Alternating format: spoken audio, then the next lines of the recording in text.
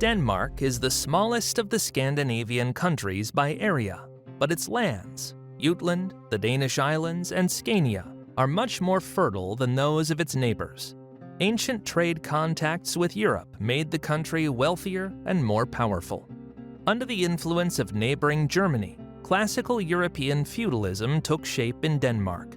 Royal power became concentrated in the hands of a single dynasty. Civil wars occurred less frequently than in Norway or Sweden, and they were far less destructive. But how did all this turn medieval Denmark into the strongest kingdom in Scandinavia? In 1095, the Danes elected Erik I as their new king after his brother's death. During his reign, he became famous for improving the laws, supporting the church, and caring for common people. Chroniclers referred to him as Eagod, meaning always good. He went down in history as Erik the Good. His greatest achievement was the creation of the archbishopric in Lund, which made the Danish church independent from the German archbishops and strengthened the kingdom's authority. That same year, the king embarked on a pilgrimage to Jerusalem. The journey proved too harsh.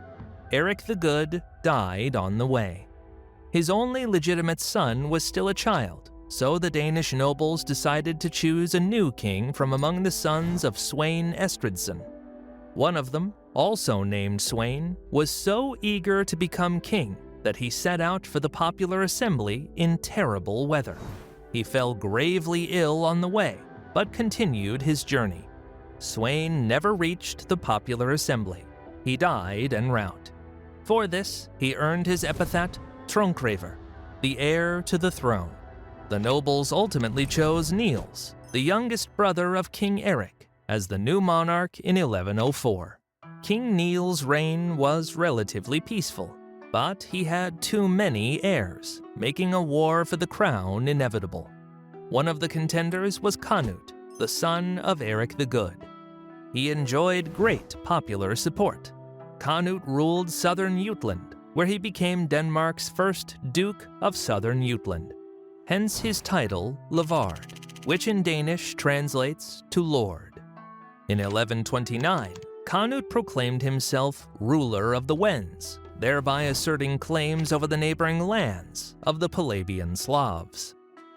His influence grew, and with it his danger to Niels' son, Magnus the Strong, who regarded Canute Levard as his main rival for the throne. Thus, in 1131, when Canute came to Zealand, Magnus organized an ambush and killed him. For the Danish prince, this act proved a fatal mistake. Canute's half-brothers, born out of wedlock, Erik Emune and Harald Kesha, rose in rebellion in Scania. They declared themselves kings and seized the province. The conflict dragged on for 3 years, with the Danish islands changing hands repeatedly, exhausting both sides. Eventually, Harald Kesha betrayed his brother and joined King Niels. Erik Emune then turned to his German allies and hired a force of knightly cavalry. With their support, he won a decisive victory at the Battle of Fotavik. Magnus the Strong was killed in battle, while Niels and Harald fled. But not for long. In southern Jutland, the locals killed Niels in revenge for the death of their duke, Canute Levard. Harald hid in Jutland for some time, but was eventually captured and executed along with his sons. The new king of Denmark became Erik Emune. Erik II did not remain on the throne for long. He launched several campaigns into Norway, Sweden, and the island of Rügen, but none were particularly successful. During his reign, he became notorious for his tyranny and cruelty. In 1136, the people of Zealand rebelled against him. The following year, during a Danish assembly, Erik II was killed. After his death, his nephew Erik III was proclaimed the new king. Erik III was known for his prudence, generosity, and kindness, which earned him the nickname Lamb. Nonetheless, some Danish nobles mistook his gentleness for weakness. In 1137, Olaf Haraldsson, son of Harald Kesha, rose against Eric III. 2 years later, Olaf captured Scania and proclaimed himself king. This marked the beginning of a long war for control of the Danish islands. The situation repeated that of the previous civil war. Neither side could hold the islands securely. Only in 1143 did Eric the Lamb prevail, defeating Olaf at the Battle of Teutoburg and consolidating his authority over all of Denmark. For several years, the kingdom enjoyed relative peace, but in 1146, due to illness, Eric III abdicated the throne, opening the way for a new struggle for power. The contenders were Sweyn Gratha, son of King Eric II, and Canute Magnusson, grandson of King Niels. Thus began another civil war. The rivals raided each other's lands, plundered territories, and clashed in numerous small battles. Neither side gained a decisive advantage. In 1152, Sweyn III sought support from the German Emperor Frederick Barbarossa. With his mediation, a temporary peace was reached. Canute Magnusson recognized Sweyn's authority and received Zealand as a fief. But 2 years later, Sweyn attempted to kill Canute, and the civil war flared up once more. To strengthen his position, Canute Magnusson allied with the Duke of Southern Jutland, Valdemar, son of the slain Canute Levard. The war dragged on for 3 more years until the rivals agreed to reconcile. Yet Sweyn Gratha plotted treachery. He invited his opponents to a banquet and ambushed them. Canute was killed, and Valdemar barely escaped with his life. The event went down in history as the Blood Feast of Roskilde. Raising an army, Valdemar marched against Sweyn, drove him out of Zealand, overtook him, and defeated him at Gratha Heath. Sweyn was slain while trying to flee the battlefield. After this victory, the Danes proclaimed Valdemar king. He was named after his great-grandfather, the Kievan prince Volodymyr Monomakh, and entered Danish history as Valdemar the Great, a title honoring his many achievements. Valdemar initiated broad legislative reforms, codifying local laws across the regions. Under his son's rule, these were later compiled into 3 law codes: the Jutland Law, the Zealand Law, and the Scanian Law. Valdemar also solidified the feudal system in Denmark. He divided the realm into districts called herreds and granted them to his warriors, the so-called herredmen, who, in return, served as heavily armed cavalry in the royal army. It was during his reign that stone castles began to appear in Denmark. Among them, a fortress in Copenhagen, which would later become the capital. He also restored and reinforced the ancient fortifications of Dannevirke on the southern border, protecting the realm from the German threat. Valdemar the Great gained fame not only through reforms, but also through conquests. In 1169, Danish forces captured the Principality of Rügen, inhabited by pagan Slavs. The island was annexed to Denmark, and its population was converted to Christianity. After Valdemar's death, the crown passed to his eldest son, Canute VI, who ruled for 20 years. In 1184, Bogislaw I, Duke of Pomerania, attempted to retake Rügen. The Danish fleet crushed his forces near the island, destroying all Pomeranian ships.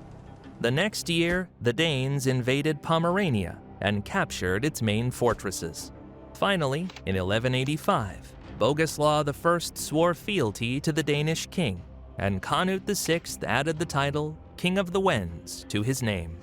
Valdemar's younger son, Valdemar the Victorious, became Duke of Southern Jutland in 1187. Even before his coronation, he had distinguished himself as a skilled commander. In 1189, he conquered the small county of Dithmarschen and annexed it to his lands. In 1197, he led a campaign into Estonian territories, marking the beginning of Denmark's long conquest of Estland, Estonia. Returning to Denmark, he faced a new adversary, Adolf III, Count of Holstein. In 1201, their armies met at the Battle of Stellau, where the Danes triumphed. Adolf fled to Hamburg, but the city was quickly besieged, and he surrendered. Holstein was annexed to Denmark. When Canute VI died childless in 1202, Valdemar the Victorious became king. He continued the conquest of Estonia, and several of his campaigns were successful. By 1219, he had subjugated the region, establishing the Duchy of Estonia and constructing numerous castles and fortresses there. That same year, the Danish army camped near a fortress at Lindenæs. At night, the Estonians launched a surprise attack, nearly routing the Danes. But the Danes held firm, turned the tide, and won the battle. According to legend, it was during this battle that a red flag with a white cross fell from the sky, the Dannebrog, future flag of Denmark, which inspired the troops to victory. Nonetheless, historians note that the first reliable mentions of this flag appear only in the 14th century. Returning to Denmark, Valdemar II ruled peacefully for a time. Yet in 1223, an unexpected event occurred. While hunting on a small island, the king and his son were attacked by Count Henry of Schwerin, who captured the Danish monarch and demanded a ransom of 45,000 marks of silver. The Danes had to raise the sum, a process that took 3 years, during which the king remained in captivity. While the king was absent, Adolf IV, son of the Count of Holstein, reclaimed his ancestral lands. Only at Christmas 1225 did King Valdemar the Victorious finally return home. He gathered his army and in 1226 invaded Holstein, hoping to recover the lost territories. The campaign dragged on until the summer of 1227 due to lengthy sieges, by which time Adolf IV had brought in German allies. The two armies met at the Battle of Bornhøvet. The fierce fight lasted all day. The Danes held their ground and even began to gain the upper hand. Yet, when the Knights of Dithmarschen switched sides and joined the Germans, the Danish army suffered a crushing defeat. The king narrowly escaped, while many nobles were taken prisoner. Valdemar II was forced to make peace. He renounced Holstein, Pomerania, and temporarily even Estonia. The royal treasury was emptied, as funds went toward ransoming the captured. Afterward, the once great commander managed to rule for another 14 years in relative peace. The reign of his son Eric IV began with conflicts against his brothers over the crown.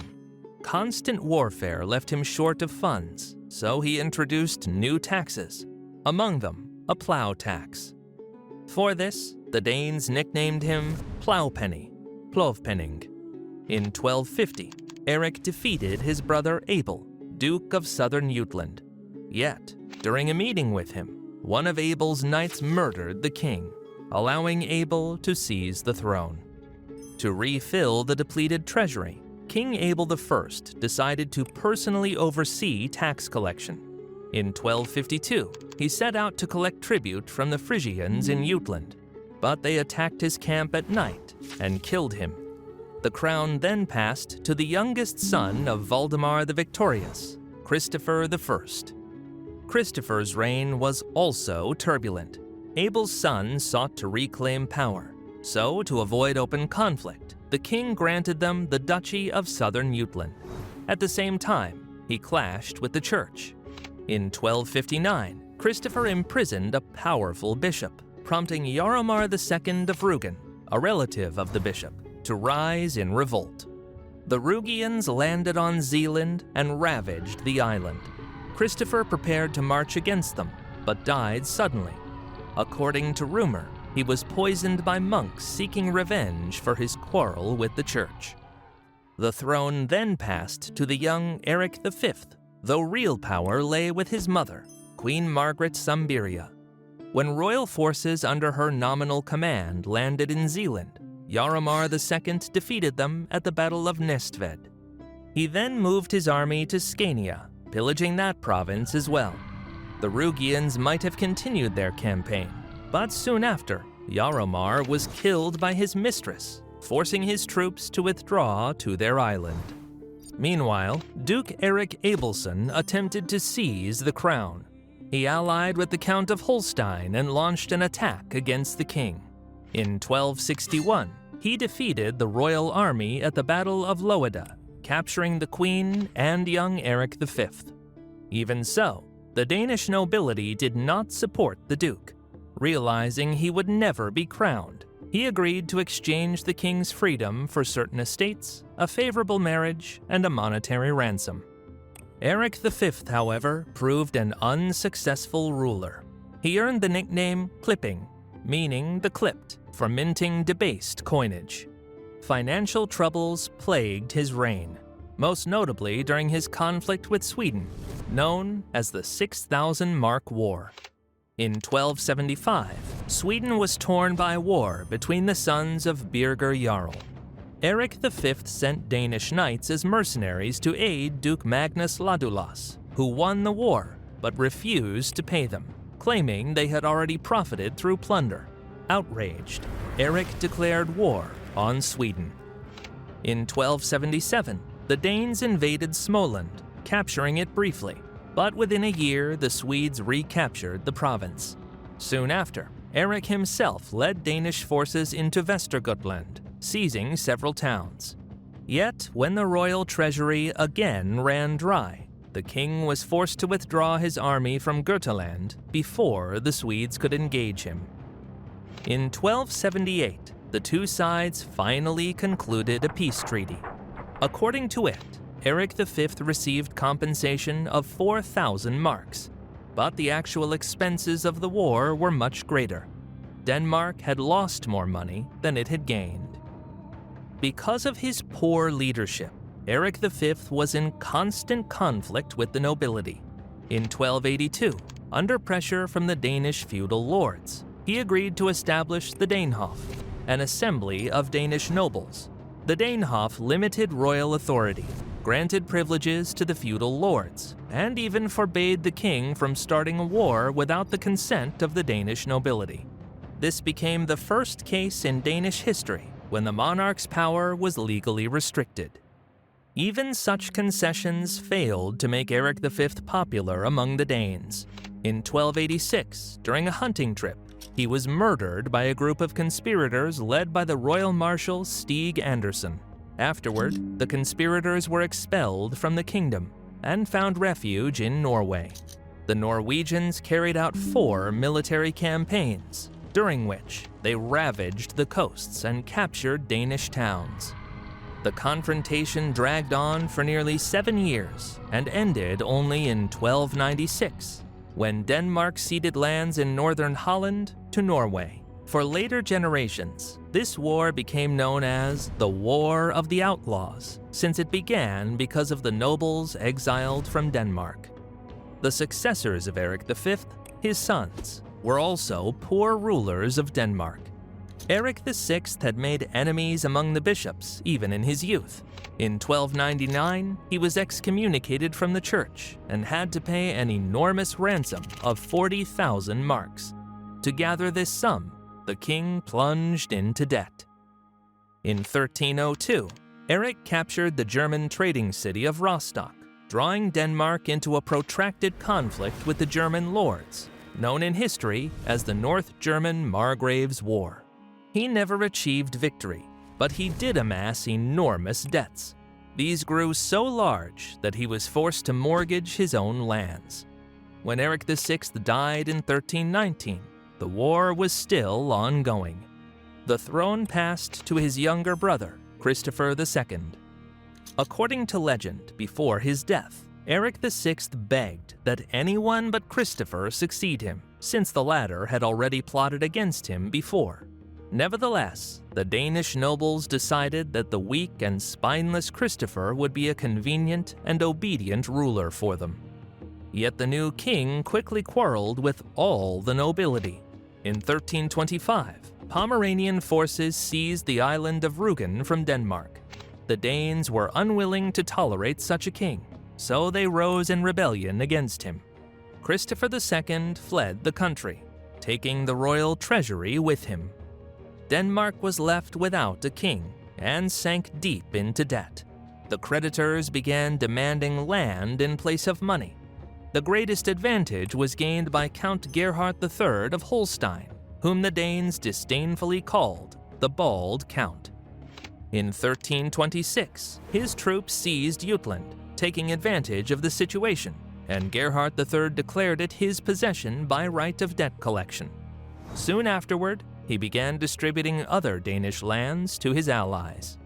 In 1329, Christopher returned to Denmark and gained support in Zealand. He tried to reclaim Jutland from Gerhard, but suffering a crushing defeat at the battle in Danevirke, the Count's troops routed the Danes, and Christopher hid on the island of Lolland, where he died the following year. After his death, Denmark remained without a legitimate king for 8 years. Actual power in the country passed to Count Gerhard III of Holstein. To consolidate his control, he placed his nephew, Valdemar, the young Duke of Schleswig, on the Danish throne. Chronicles even refer to him as Valdemar III, though he was never formally crowned. To the Danes, Gerhard III forever remained a symbol of cruel tyranny. He ruthlessly plundered Jutland, and the lands he could not devastate, he simply sold. Thus, in 1332, he sold Scania to Sweden. Within a few years, piece by piece, he had sold off nearly all of Denmark. Then, Jutland rose in rebellion against the Germans. One of the leaders of the uprising was a simple knight, Niels Ebbesen, who later became a national hero. In 1340, when Count Gerhard once again came to plunder Jutland, Niels and his men snuck into his quarters by night and killed the hated Bald Count. Prince Valdemar, son of Christopher II, had grown up in Germany. In 1340, he gained support in Jutland, where he was proclaimed King of Denmark, Valdemar IV. The new monarch faced a long struggle to restore the kingdom. For his successes, he earned the poetic epithet Otterdag, meaning new day, a symbol of Denmark's new beginning. At first, Valdemar Otterdag planned to reconquer Zealand. There, Holstein, Norwegian, and Swedish lords had entrenched themselves, those to whom Gerhard III had once sold the land. But there were too many enemies, so the king resorted to cunning. In 1341, he suddenly struck at Holstein's territories, forcing the Holsteiners to hastily abandon Zealand. The Danes immediately sent troops to the island and besieged the castle of Kalundborg, where the Norwegians were stationed. Valdemar was close to taking the fortress when the Holsteiners, led by Count Henry II the Iron, unexpectedly returned to the island. Then the king turned to deception once again. He concluded a truce, left his troops on the island, and returned himself to Jutland. In 1342, war flared up anew. Valdemar again attacked Holstein, and once again the Holsteiners abandoned Zealand. This time, the Danes launched a surprise attack on the Swedish garrison and defeated it in the Battle of Bildebro. Afterward, they captured Copenhagen. Soon, Valdemar IV defeated Count Henry II the Iron and forced him to renounce his claims to Zealand. In addition, Valdemar reached an agreement with the Norwegians. They handed over their castles on Zealand in exchange for his recognition of their rights to Holland, which in any case did not belong to him at the time. Since the war had begun over the siege of Kalundborg Castle, historians later called it the Kalundborg War.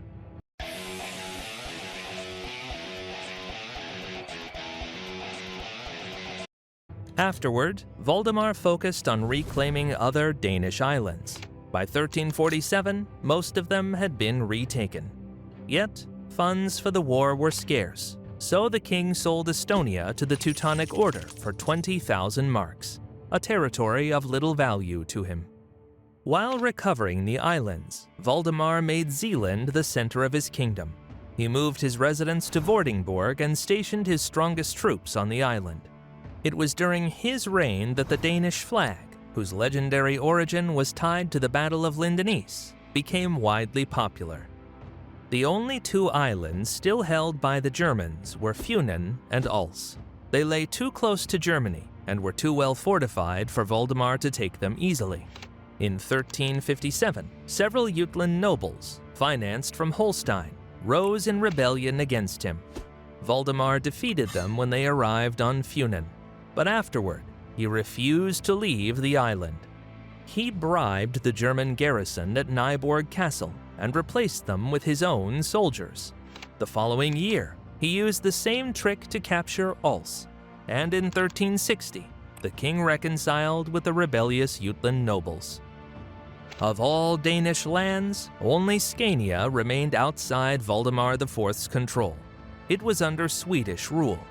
But Sweden itself, then in union with Norway, was in turmoil. King Magnus IV had only recently regained his crown after a civil war against his elder son. Thus, Sweden was in no position to fight Denmark again. The Danes, therefore, occupied Scania almost without resistance. Many city garrisons opened their gates out of fear of King Magnus's wrath, against whom they had so recently fought. Valdemar did not stop at Scania. In 1361, he gathered a fleet and set sail for Gotland. Along the way, his forces landed on the island of Åland, which they captured swiftly. On Gotland, they faced the local militia. In the bloody Battle of Visby, nearly all of the island's defenders were killed. Afterward, the Danes stormed and captured the city, and soon the entire island came under their control. King Magnus IV of Sweden then appealed to the Hanseatic League, the confederation of German trading cities, for help. Gotland was a key logistical hub, and Visby was one of the League's trading partners, so opposing Denmark made sense. The following year, Valdemar IV received as many as 77 letters, each from a different city, declaring war on him. He mocked them, saying that 77 geese and 77 chickens mean nothing. And at first, it seemed the Danish king was right. The Hanseatic fleet invaded Denmark, but Valdemar IV crushed it in the Øresund Strait. In that battle, though, the king's only son was killed. The Hanseatic League remained the wealthiest power in the region at the time, controlling virtually all Baltic trade, and thus had the means to continue the war, unlike Denmark, which was chronically short on funds. The Hanseatic cities hired troops from among German, Swedish, and Baltic mercenaries. They avoided major battles, preferring instead raids and plundering expeditions. In 1368, these bands looted Copenhagen, then one of Denmark's richest cities. Moreover, the Hanseatic League allied with Holstein and Mecklenburg, both of which declared war on Denmark in hopes of seizing part of its lands. In the end, the Hanseatic cities simply financed a rebellion of Danish nobles against Valdemar IV, forcing the king to flee the country. In 1370, King Valdemar IV was forced to sign a peace treaty with the Hanseatic League in Stralsund. The Hanseatic merchants received numerous rights and privileges in their trade with Denmark, and most importantly for them, the right to interfere in the kingdom's internal affairs. When Valdemar IV died in 1375, the Danish crown passed to his young grandson, Olaf II. He was the son of the Norwegian king, and thus, in 1380, he also inherited the crown of Norway. In this way, the two kingdoms came under a single ruler. Throughout the Middle Ages, Denmark endured both civil wars and conflicts with its neighbors. Over this time, the small northern kingdom grew into a powerful feudal state of Europe. Its civil wars were relatively short and far less destructive than those of its neighbors. And although there were moments in the kingdom's history when it stood on the brink of collapse, Denmark nevertheless managed to assert its strength and preserve its borders. For that reason, this strongest of the Scandinavian countries played a leading role in the creation of the Kalmar Union. Denmark became the political center around which the Scandinavian kingdoms united.